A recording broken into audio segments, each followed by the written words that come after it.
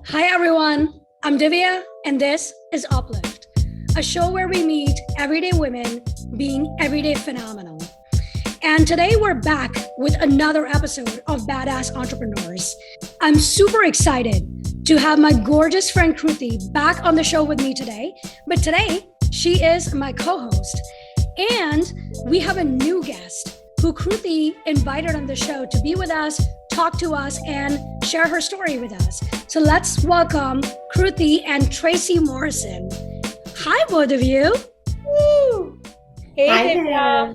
How are you doing? How are both of you? Thank you for being on the show. Great. Thank you. Love being here. So excited. Thanks. Me too. I think this is going to be an amazing conversation. So let's get right into it. Let's jump in. Kruti, I'm actually going to pull you in first, right? Absolutely. So how did you meet Tracy and why do you think she's a badass entrepreneur?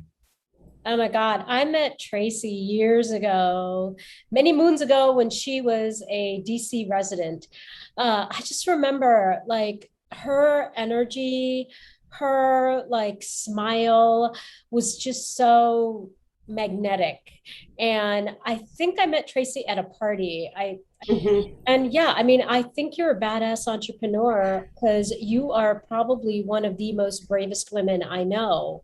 And you have got that phenomenal combination of a strong intuitive sense to guide you forward, but then you've also got a really solid business sense. And I know that as a business coach, for me, that's what I try and cultivate in myself, that harmony of the two energies. And you definitely embody it. Oh my goodness. Well, thank you. That's like the most flattering introduction I've ever had in my entire life. Thank you so much, Kruti. That's lovely. Thank you. So, Tracy, kick things off. Tell us about your business. Sure. So I have an interesting business. It's combines a few different things. So I am a certified yoga instructor. So I teach yoga.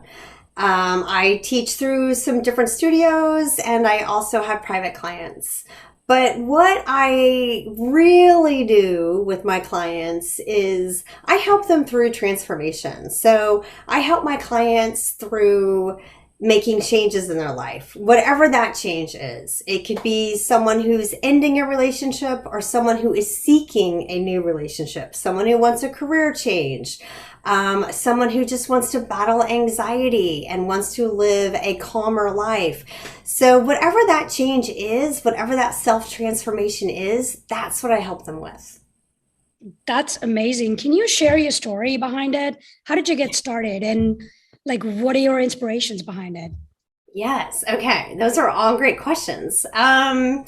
So I used to live in DC and really felt like I was in a rat race and always felt like I was in a career that I did enjoy. I love the outcome. Like I loved that I was a piece of these greater things to come for other people to help people with their improving their livelihoods. But my day to day, I really did not enjoy what I had to do. And I really was looking forward or looking toward getting, sort of out of the rat race, out of DC, out of the career that I was in, human resources and recruiting. And really, all I knew to start with was that I wanted to live at the beach. That's all I knew. That's all I knew. Honestly, it was one photo that changed my life. So through the law of attraction, through manifesting, I had one photo that I had printed out, a colored photo of like a palm tree, sand, blue water, and I had that photo on my bathroom mirror. And I looked at that sometimes several times a day, depending on how many times I had to go to the bathroom. But I saw it every single day. I didn't know how I was going to get there. I didn't know what I was going to do when I got there. I just knew that that is the physical environment that I wanted to transfer to. Long story short, I am now in Virginia Beach. Not quite as the picture, but I do live at the beach. Literally, I am at the beach I just walk probably 200 yards and I'm at the footpath to the beach. So it did all come together for me. And I quit my job and I left not knowing what was going to happen to me afterwards. I had no clue where I was going, where I would be, what I would end up doing. I just had to take the leap. So I took that first step, quit my job, packed my car up, traveled around the US. I had certain criteria. It had to be water. And I only wanted to go to like towns or cities where I already had friends or family. So that really narrowed my list down. And I went through the list. Virginia Beach wasn't even on it. Not even though I'd been coming down here for years on the regular, because I've got girlfriends here from college. So I had been coming down here, but I just never thought of it as a place to live. And it just so happened to end up being on my journey somehow, and I never left. Stayed. Tracy, you talked about your journey, and you said it, you explained it very beautifully, but you and I have had some offline conversations, and I know that if you take Divya's listeners to sort of the backstage, the part where it's a little dark, there were definitely challenges, right, that you faced. I mean, you left a structured environment and followed your intuition where there was really no structure, and you're following your intuition. So tell us about some of those challenges and how you navigate them. Okay. Well, I mean, I was scared shitless to do this. Like, I mean, to be honest, I don't really know how I did it, how I pulled it off. I mean, I kind of do, but at the same time, I kind of don't know, because I love that that you say people might say, oh, you have so much courage or you're so brave, and I'm like, no, I'm not. I'm really not. Because I was so scared behind the scenes. But you're right, I did have some. It was dark. So I was on. I guess it was like a 6-month journey. I didn't know how long the journey would be, but that's about how much time I spent traveling around to these different cities, visiting family and friends, and really checking things out to see if that might be a place I want to put down roots. And it was so hard for me to actually enjoy it. I mean, here I am. I have given myself a sabbatical. Like I have said, Tracy, you get to change your life. You get to take time off. You don't have to work for anyone.